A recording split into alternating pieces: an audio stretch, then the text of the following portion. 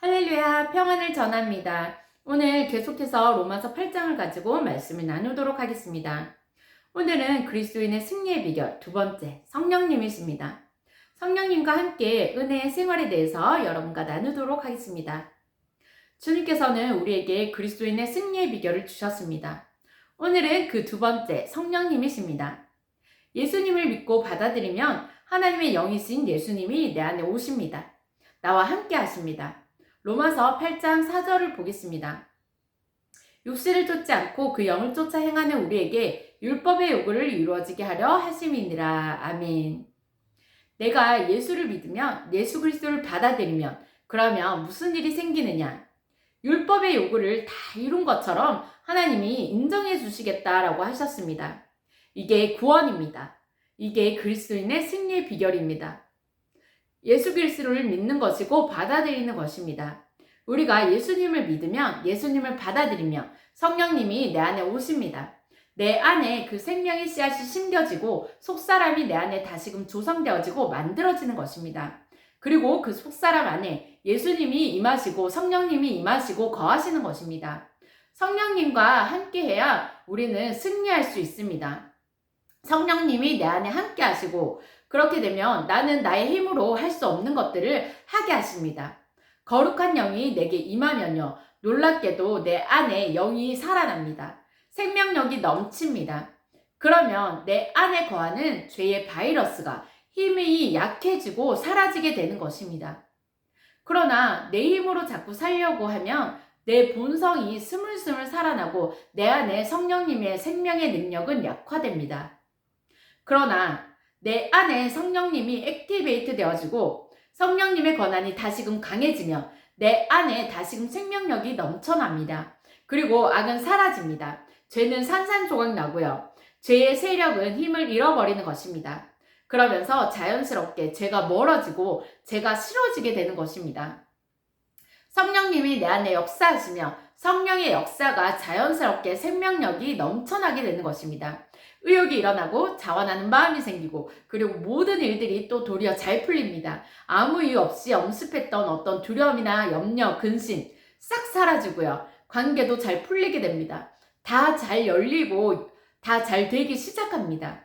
이게 참 놀라운 일입니다. 이것을 가르쳐 우리는 무엇이라고 말합니까? 은혜 받았다 이렇게 표현하죠. 이런 생활을 가르쳐 은혜의 생활이라고 합니다. 성령님이 내 안에 역사하는 것입니다. 성령님이 다스리는 것입니다.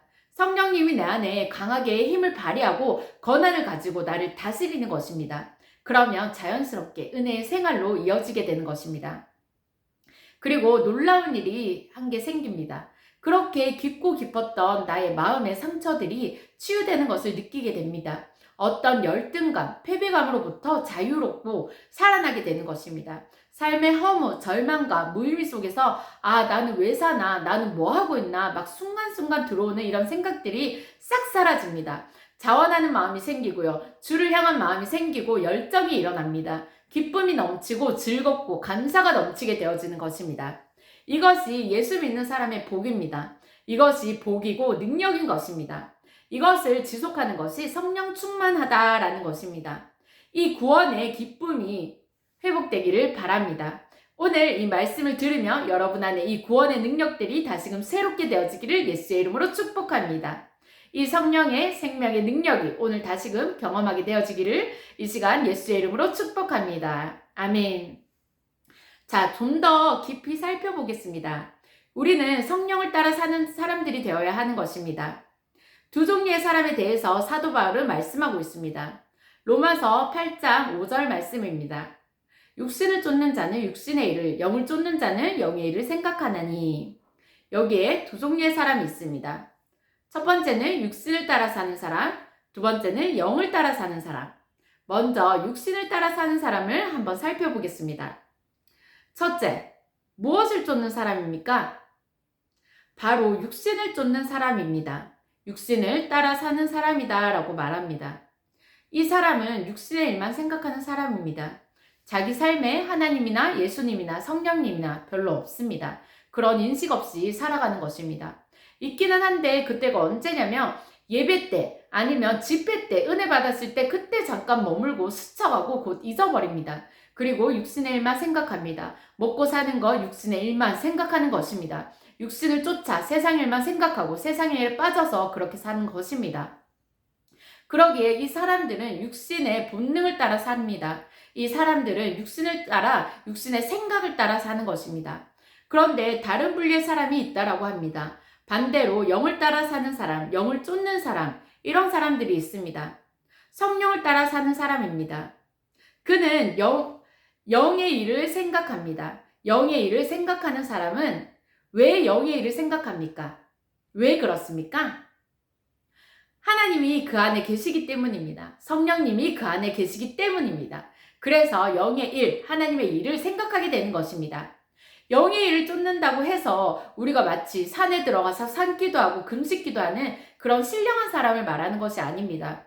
그런 것을 이야기하는 것이 아니라 무엇을 말하는 것이냐면 우리들의 삶의 하루하루 순간순간 하나님을 생각하는 사람입니다.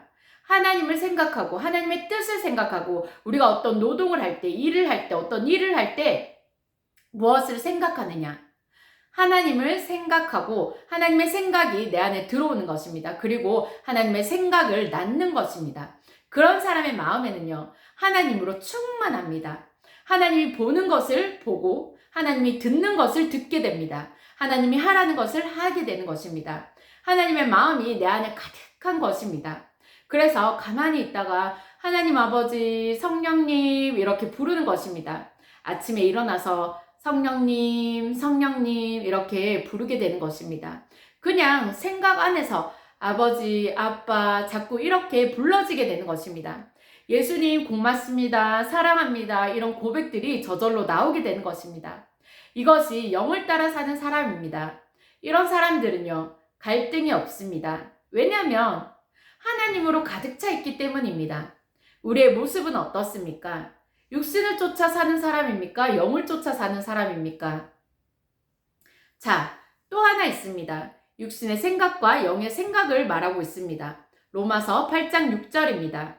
육신의 생각은 사망이요 영의 생각은 생명과 평안이니라. 육신의 생각은 뭐라고 말합니까? 육신의 생각은 사망과 죽음이다 라고 말합니다. 그래서 육신을 쫓는 자는 육신을 생각합니다. 이 땅의 것을 생각합니다. 이 땅의 생각, 썩어 없어질 것들을 생각하는 것입니다. 그 육신의 생각을 하는 사람들은 결국 어디로 갑니까? 죽음과 절망입니다. 문제만 계속해서 생각하면 육신의 생각을 가지고 계속 그것만 생각하면요. 처음에는 죽음의 그림자가 옵니다. 그리고 그 다음에는 죽음이 옵니다. 죽음이 오면 어디로 갑니까? 바로 지옥으로 갑니다. 영원히 꺼지지 않는 유황불, 그리고 실제로도 희망이 없습니다. 절망밖에 없습니다. 고통과 번민, 그냥 절망, 끊임없는 낭떠러지로 떨어지게 되는 것입니다. 그런 삶을 사는 것입니다. 자, 반대로 영을 생각하는 사람은 어떻습니까? 영의 생각은 생명과 평안이다 라고 말씀하고 있습니다. 영을 따르는 사람들은 생명이 그 안에 넘쳐납니다. 영을 따라 사는 사람들은요, 생명뿐만 아니라 평안이 그 안에 있습니다. 생명의 힘이 있는 곳에는 어떤 역사가 있습니까? 부활이 있습니다. 새로움이 있습니다. 신선함이 있습니다. 그래서 그 영의 생각에는 평안이 있는 것입니다. 영의 사람은 하늘의 평화, 하늘의 승리, 만족, 감사 이런 것들을 경험하게 되는 것입니다. 이런 것들을 누리는 것입니다. 생명이 역사하면 죽었던 속사람이 살아나게 됩니다. 삶의 의미가 부여되어지고 생기게 되어지는 것입니다. 그래서 하루하루가 달라지는 것입니다. 공기가 바뀌고 신선해지는 것입니다. 그 안에 사랑과 축복이, 감사가, 기쁨이 넘쳐나게 되는 것입니다. 그리고 그 사람의 말이 달라져 버립니다. 말이 살아납니다. 언어가 살아나고요. 티칭이 살아나고 설교가 살아나게 되는 것입니다. 일하는 것이 즐겁고요. 자원하는 마음이 생기고 영이 살아나기 때문에, 영을 따라 살기 때문에 성령님이 그 안에 충만하신 증거입니다. 우리 모두 영의 사람이 되시기를 예수의 이름으로 축복합니다. 아멘. 다음으로 또다시 육의 사람을 보겠습니다. 육의 사람은 하나님을 기쁘게 할 수 없습니다. 도리어 하나님과 원수가 됩니다. 로마서 8장 7절을 보겠습니다. 육신의 생각은 하나님과 원수가 되나니 이는 하나님의 법에 굴복치 아니할 뿐만 아니라 할 수도 없느니라. 아멘. 육신을 따라 사는 사람은 육신을 생각하고 육신의 일을 생각합니다. 육신의 생각, 이 땅의 것들, 문제들만 계속해서 생각하다 보면 사망의 그림자가 오고 그 다음에는 죽음이 옵니다. 절망이 옵니다. 좌절이 오고 그것이 끝입니다. 그래서 이 사람들은 하나님과 뭐가 된다고 말씀하고 있습니까? 원수가 된다라고 말합니다.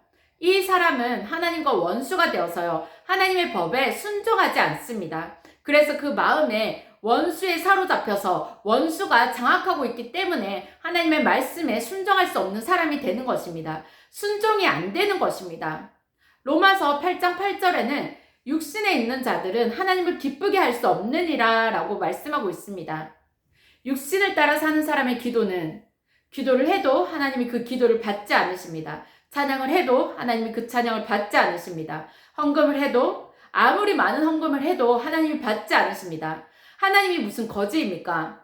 여러분, 하나님은 그런 돈 받지 않으십니다.